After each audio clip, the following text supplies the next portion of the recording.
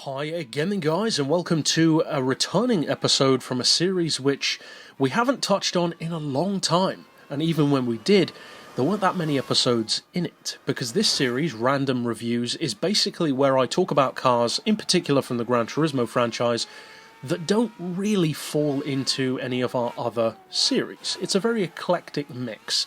Some of the cars that we've already done include the Jay Leno tank car and the Renault Aventime, because they are cars which have connections to other classes, but they don't directly fall into them. They feel a little bit out of place.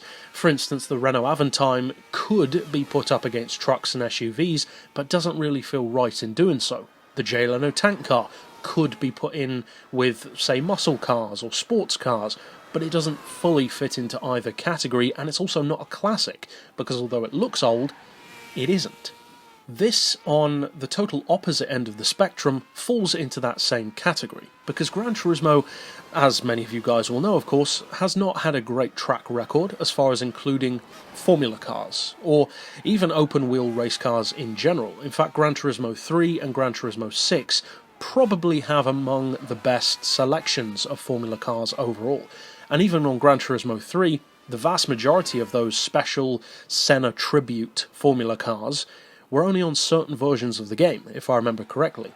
This version is a more significant one, because this is a real car. It's not a polyphony inspired by real-life vehicle. It is a real vehicle, one of two very significant Ferrari Formula 1 cars from Gran Turismo 5, which again, it's nice to revisit Gran Turismo 5, because we can't that often. Many of the cars that are on the game I've already reviewed from Gran Turismo 6 or Gran Turismo 4, whereas there are some cars on there which genuinely deserve to be reviewed because they are unique, like the Jensen Interceptor or the Ginetta G4 or these two Ferraris. Now this car in particular is the newer of the two, the F10 from 2010, and it's a little bit cheaper than the other one, the F2007. I have not purchased the F2007 yet. I'm not sure which is the quicker. I assume that this one is probably better around the track. I would be surprised if the F2007 is. That one might be quicker in a straight line. Like I said, I'm not sure, I haven't bought it yet. This car, though, is the cheaper of the two, and it's still 10 million credits. And 10 million credits on Gran Turismo 5 takes a while to earn that kind of cash, or at least it did for me without the servers being up. Now, as far as what this car is capable of, in a similar way to Senna's Lotus, or the Polyphony Formula Gran Turismo, or even the 001 and 002 Polyphony Formula cars from Gran Turismo 3, this one has, just like those cars, a great spec sheet. The engine is a 2.5 litre, well technically a 2.4 litre, naturally aspirated V8, of course it's mid-mounted, where else would it be, and it's putting out good numbers, but not necessarily mind-blowing numbers. It has no way near the power of the Formula Gran Turismo, which is around 935 horsepower, or Senna's Lotus, which has well over 1,000. This one's got 710, so a lot less. In fact, that's more like prototype territory than Formula territory. At least, that's what you'd think. As far as torque, it doesn't have very much, 213 pound-feet, but again, it doesn't need it at all, especially when the car only weighs 560 kilos, which is about 20 kilos more than Senna's Lotus, but the fact that this car has so much more tech put into it could potentially make a pretty big difference, to say the least, and it does. This car is incredible. It's by far the best car for sheer track ability in Gran Turismo 5. I haven't even bought the F2007 yet, and I'm going to put money on the fact that this one is faster, because you can just tell it's faster. It has newer tech, and even if it doesn't have as much power, it's just perfect. It's literally a perfect performance car. This is, I would say, not only the best Formula car of Gran Turismo 5, but easily the best Formula 1 car of the entire Gran Turismo franchise, including the Formula Gran Turismo and Senna's Lotus 97T. The horsepower per tonne is well over 1,200, 1,268 to be exact, and the PP level with the full downforce is 887, which, funnily enough, is actually fairly similar to the Formula Gran Turismo on Gran Turismo 6 in particular. So the question, of course, is, why am I saying that this one is so good? What about it is so good? Surely a Formula car, regardless of its age, is going to have certain upsides, let's say, certain downsides, certain characteristics which are always there. After all, they're always light, powerful, have a huge amount of downforce, and typically are very, very twitchy, but in the best possible way. It allows you to be so insanely precise that not even a prototype can keep up with it on a technical circuit.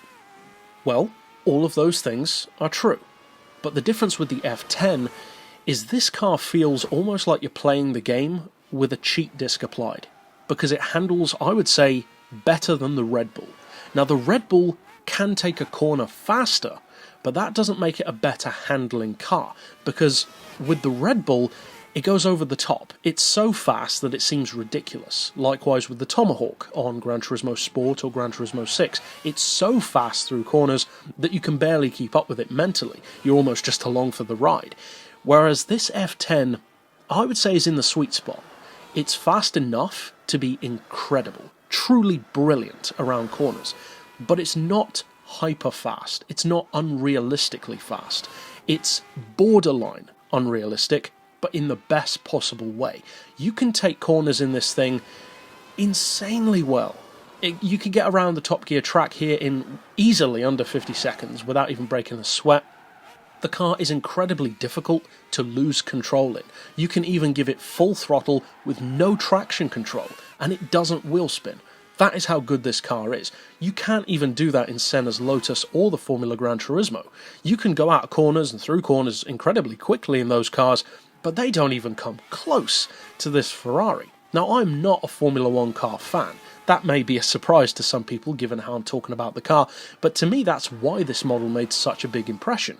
I have never been a fan of the Formula Gran Turismo. To me it was always a means to an end, a car which you just used because of how good it was. I never loved it. Likewise with Senna's Lotus, I liked it a bit more because it had some character and because it was real, but even so, I don't use it that much. This is easily one of my highlights of Gran Turismo 5. It's a car which you definitely should buy, if at all possible, if you get the chance to play Gran Turismo 5.